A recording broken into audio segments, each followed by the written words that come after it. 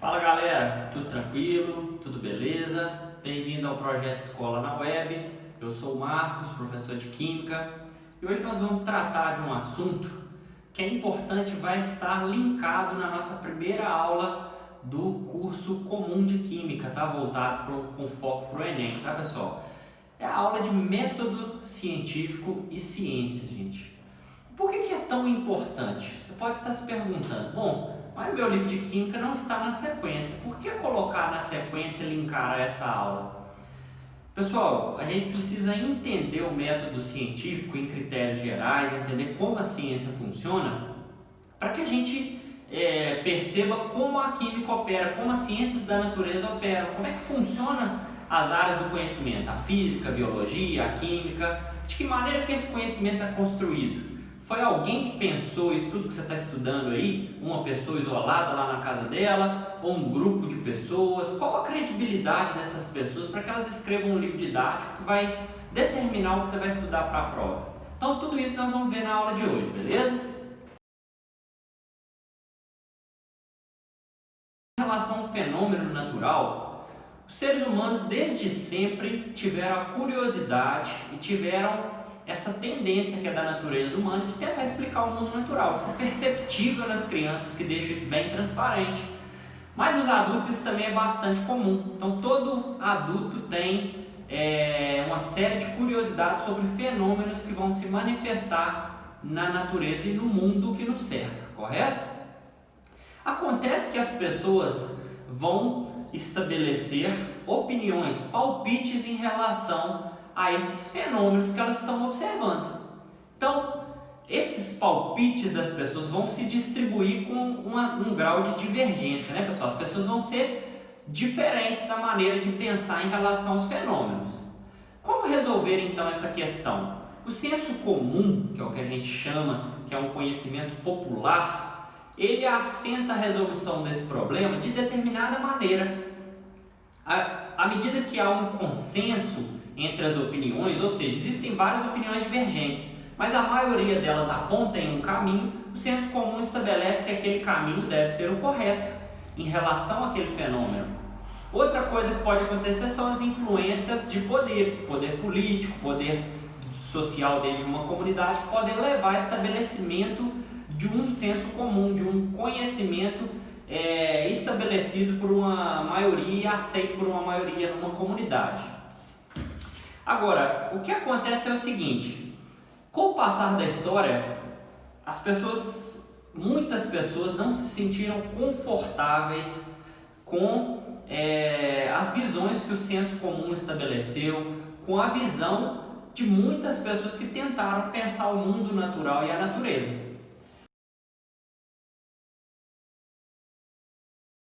E a primeira coisa que a gente tem que pensar em ciência, a ciência é algo muito elegante, esse nome remete a muitas coisas, a muitos estereótipos diferentes, mas basicamente a ciência é uma ferramenta de estudo da natureza. É assim que você deve compreendê-la, tá? Para que a gente não tenha que fazer tantos malabarismos. Então, de maneira simplificada, a ciência é a maneira de estudar a natureza. E nesse momento você pode perguntar, Marcos, mas em relação às ciências humanas que a gente está falando? Bom, as ciências humanas têm métodos particulares, embora elas usem o que nós vamos explicar, que é o método científico, e muitas vezes elas flertam com a filosofia, com a discussão básica, com a erística. Então, nós vamos nos ater às ciências naturais, que se encaixam nesse modelo propriamente dito que nós estamos vendo nessa aula. Até o nosso foco do canal é discutir ciências da natureza, pessoal, com foco no Enem. Com o passar do tempo, alguns pensadores, alguns filósofos e logo também alguns primeiros cientistas, se é que podemos chamá-los assim, mas pessoas que já trabalhavam em ambiente laboratorial. A diferença que nós vamos fazer aqui, se é um filósofo, é uma pessoa que escreve livros, que pesquisa, que discute ideias. E o cientista que nós estamos chamando ainda antes da ciência estar organizada, era aquela pessoa que já comparecia a um laboratório regularmente para fazer experimentos. Mas bem, alguns nomes que é importante citar. Dentro da filosofia, o Descartes, que é um filósofo francês, tá? Francis Bacon E dentro da ciência, pessoal, Lavoisier teve um papel importante e o Robert Boyle também, que tem uma importância fundamental para nós aqui na química e na física, tá? O que essas pessoas tiveram em comum no pensamento delas? Elas imaginaram um método que vai passar a ser chamado de método científico. O que é método para começo de conversa? O método, pessoal, é um caminho a ser seguido para alcançar um resultado. Bacana? Basicamente isso é um método. O método científico, então, é um caminho que deveria se traçar para compreender os fenômenos da natureza com confiabilidade, com segurança, para que se estivesse assentado em informações confiáveis, que se pudesse tomar como referência para se produzir novas informações. Então, essa é a ideia central, construir um corpo de conhecimento explicando o mundo natural, no qual a gente pudesse ter confiança, pudesse acreditar que estivesse cada vez mais próximo da verdade, certo? Esse é o objetivo. De maneira geral, gente, como é que vai se estabelecer esse caminho? Bem, o primeiro ponto, o primeiro quesito é a observação. Então, a primeira coisa é observar o fenômeno. Observei o fenômeno, ok, eu preciso propor uma hipótese para o fenômeno. Então, aqui surge um novo conceito, hipótese, nosso segundo conceito. E o que seria uma hipótese? Seria uma tentativa de explicação do porquê aquele fenômeno acontece daquela maneira. Então eu tento explicar aquele fenômeno. Vamos citar um exemplo para ficar mais claro? Eu tenho o fenômeno da combustão. Então o fogo que pega num dado material, vamos supor que eu tenho álcool e com uma faísca esse álcool fica flamejante, então esse álcool entra em combustão e eu tenho queima e tenho chamas, ok? Então a minha hipótese é o seguinte: será que na presença do oxigênio ou na ausência do oxigênio eu teria as chamas da mesma maneira? Ou elas seriam diferentes ou não existiriam? Essa é uma hipótese. Beleza. E agora, o que vai diferenciar lá para o senso comum? Essa hipótese não vai ficar daqui e vai continuar se estabelecendo como conhecimento. Ela vai ter que ser testada, eu tenho que demonstrar que aquela maneira que eu criei para explicar o fenômeno é realmente uma maneira confiável, que eu estou certo no que eu estou afirmando. Então o que eu vou fazer? Eu preciso criar situações nas quais eu vou isolar o oxigênio e criar a chama, trazer o oxigênio e criar a chama. E vou chegar à conclusão, estou certo ou errado? O oxigênio é ou não fundamental? Minha hipótese é que o oxigênio é fundamental para a produção de chamas. Eu faço experimentos sem oxigênio e não tenho chama alguma. O álcool não pega fogo, gente, porque falta o comburente, que é o oxigênio, que é um elemento, uma molécula fundamental na reação de combustão. Não tendo essa molécula, não acontece a combustão. Portanto, a conclusão que eu chego é: a minha hipótese está correta. A minha hipótese está correta. Será que sempre acontece dessa maneira? Para isso, eu preciso replicar esse experimento. E não só eu, várias pessoas. E aqui entra o que a gente chama de comunidade científica. Qualquer pessoa que tenha um laboratório pode testar o que eu estou afirmando e pode chegar à mesma conclusão ou a conclusões diferentes. Se as conclusões vão coincidir, com o passar do tempo nós vamos assentar um conhecimento unificado. Tanto eu quanto uma comunidade inteira passa a acreditar que o oxigênio é uma molécula fundamental na combustão. E aqui entra um conceito importante que é um terceiro conceito, que é o conceito de lei, pessoal. Então, eu observei de uma maneira sistemática, no meu exemplo, que o oxigênio é uma molécula fundamental para a produção das chamas. Eu posso então partir para um novo conceito. Se sempre acontece dessa maneira e a natureza é regular, pessoal, a natureza é regular. Se a gente vivesse num universo de caos, tudo mudaria.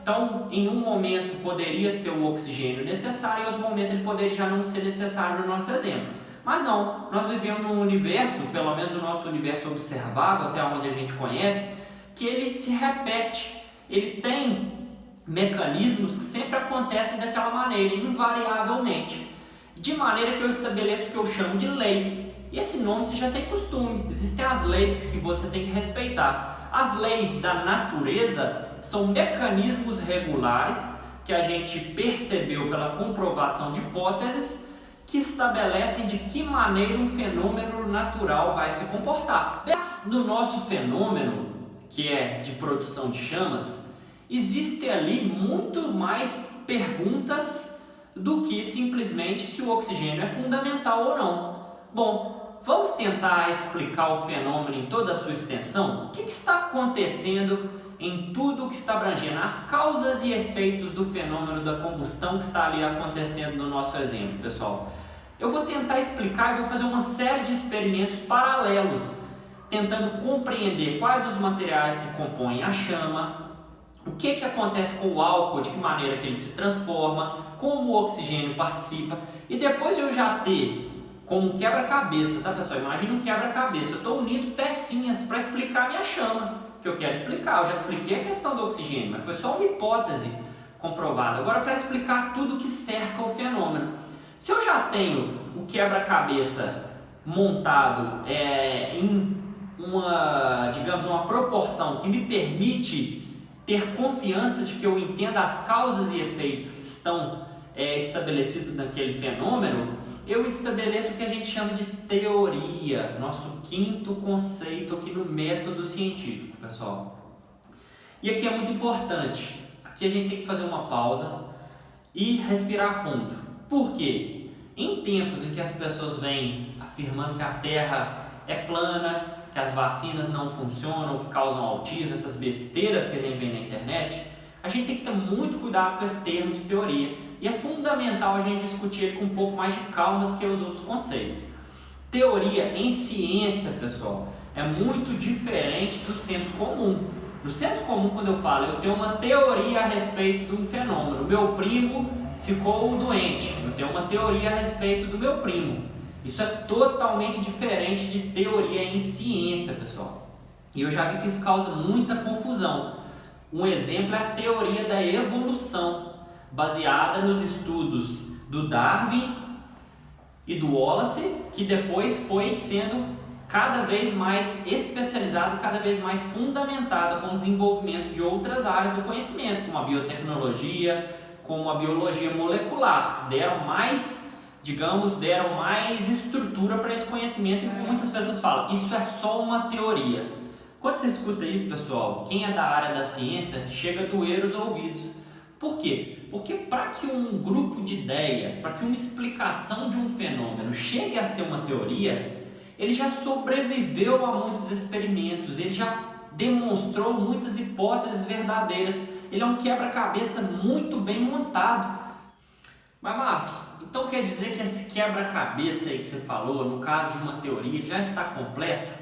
Já botamos um ponto final, é pedante mesmo, a ciência já encontrou a verdade, não há discussão? Não é assim que a ciência funciona. A ciência é um quebra-cabeça que vai sendo montado. Quanto mais completo ele está, gente, quanto mais experimentos foram feitos, quanto mais aquele caminho foi sendo apontado como verdadeiro, mais aquela teoria se torna completa, explicando o fenômeno na sua integralidade, e mais confiável ela fica. Isso significa que uma teoria nunca pode ser debandada, nunca pode ser destruída e pode surgir um novo conhecimento? Pode acontecer, mas como nosso exemplo, a teoria da evolução, é muito improvável que isso aconteça, pessoal, porque já existem tantos anos, tantas pesquisas, tantas pessoas diferentes, laboratórios diferentes, que já tentaram mostrar hipóteses erradas no totalidade da teoria, que essa teoria ficou forte demais. Como é que se chama quando, por exemplo, um cientista, vamos supor que eu quero mostrar que uma ideia está falsa? Existe um critério na ciência que se chama falseabilidade. Você deve guardar também esse nome, gente. Falseabilidade é uma propriedade daquele conhecimento ser demonstrado falso.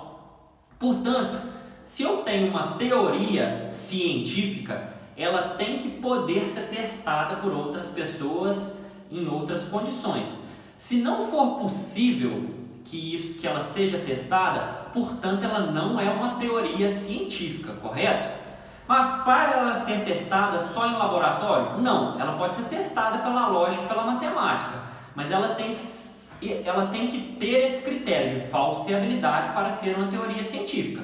Do contrário, ela não será. Nossa, agora complicou. Vamos ao exemplo então?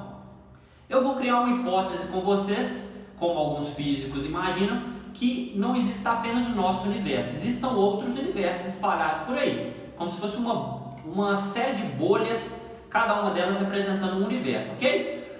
Nesse meu experimento, eu consigo falsear, consigo testar e demonstrar falsa ou verdadeira a minha hipótese? Não, porque eu não consigo, nem por meio de um instrumento, nem por meio da matemática e nem tampouco pela lógica, demonstrar a veracidade ou a inveracidade do que eu estou afirmando, a verdade ou a falsidade do que eu estou afirmando. Portanto, a teoria de multiversos não é considerada uma teoria científica, porque a teoria vai ficando cada vez mais explicativa, os anos vão se passando, mais e mais pessoas são envolvidas, a comunidade científica, todo mundo quer dar os seus 50 centavos para explicar aquele fenômeno. Chega um momento que nós já temos um conhecimento bastante amplo daquele fenômeno. Ele vai ser transformado inicialmente numa série de artigos que vão revisar pequenas pesquisas e vão trazer informações mais amplas.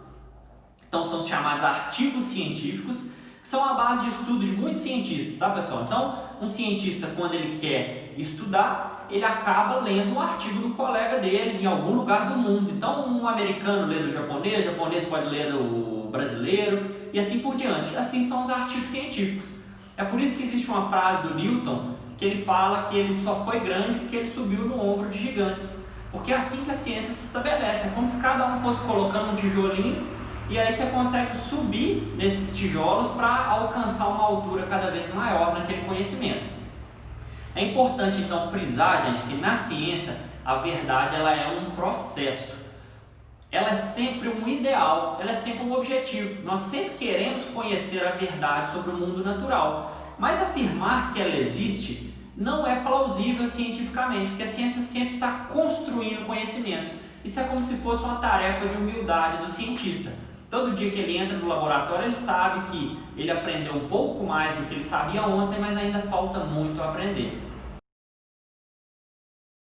Então os artigos científicos já estão em circulação, vários cientistas já estão estudando aquele material, mas aquele material, aquele conhecimento não chegou ainda para os estudantes, não chegou ainda na escola. Isso vai ser feito através dos livros didáticos. Então existem autores que vão pegar esse conhecimento e vão esmiuçar e vão estabelecer aquilo em desenhos, em diagramas, em explicações mais claras e criar os livros didáticos, gente. São livros fundamentados nos artigos científicos que são especializados para que você aprenda aquilo que a ciência produziu. Então é assim que acontece quando você pega aí seu livro de química, sua apostila de química, seu livro de física, seu livro de biologia, aquilo está tudo assentado no trabalho de uma série de pessoas que vieram experimentando e testando aquilo ali para ver se era verdade. Depois que já se tem confiança nessas informações, elas vão ser reunidas e aí grupos especializados vão pegar esses artigos e transformar em livros didáticos voltados para cada faixa etária. Então, quando a gente está lá nas séries iniciais da escola, a informação ela é levada com uma linguagem de mais fácil assimilação. À medida que a gente vai desenvolvendo, ela vai ficando mais complexa, os cálculos vão ficando mais consistentes. E quando a gente chega no curso superior, a gente vai estar cada vez mais próximos da informação crua que sai nos artigos científicos.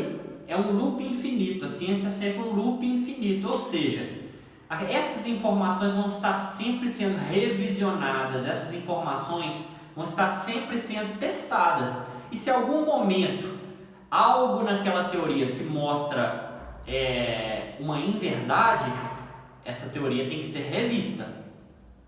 Com que regularidade isso acontece, Marcos? É possível confiar na teoria ou ou não se pode confiar? É claro que nós podemos confiar em teoria, isso quase nunca acontece. É só você ver o que acontece com a teoria da relatividade do Einstein e com a teoria da evolução. Então, são duas teorias muito fortes, já são duas teorias que explicam dois fenômenos totalmente diferentes e que os cientistas têm bastante confiança, porque os séculos vão se passando e elas continuam firmes e fortes da maneira que elas estão. Existem substratos, são duas palavrinhas que vêm lá da filosofia, mas que precisam ser conhecidas por quem estuda a ciência da natureza, que é a dedução e a indução, gente. A dedução, eu tenho certeza que muitos de vocês já ouviram falar, eu vou deduzir que, né? Isso entrou no senso comum de uma maneira prática. A indução é menos comum que ela seja usada. Então a dedução, acredito que vocês já vão entender de uma maneira fácil. Eu vou partir do todo para o específico. Nossa, mas agora eu não entendi. Vamos lá, um exemplo para a gente clarear isso aqui, para tornar isso aqui mais transparente, gente. É o seguinte, eu observo uma série de cisnes no mundo e eu quero fazer a afirmação de que todos os cisnes são brancos. Se eu observei todos os cisnes do mundo, vamos imaginar no nosso exemplo, se fosse possível, eu vi todos os cisnes que existem no mundo e eu afirmo que o próximo cisne que eu ver será branco, o próximo cisne que nascer, digamos assim, que sair de um ovo que está lá, ele vai ser branco. Eu estou partindo de um conhecimento total que eu tenho para deduzir o conhecimento específico de uma parte. Esse é o substrato muitas vezes utilizado e ele é bastante confiável quando eu aplico a lógica dentro da ciência. Então eu parto de um conhecimento integral que eu tenho e faço observações pontuais com base no todo, ok? Existe outra forma de operacionalizar dentro da lógica em ciência, ou a dedução é a única forma? Existe a indução, pessoal. A indução vai ser o caminho inverso da dedução.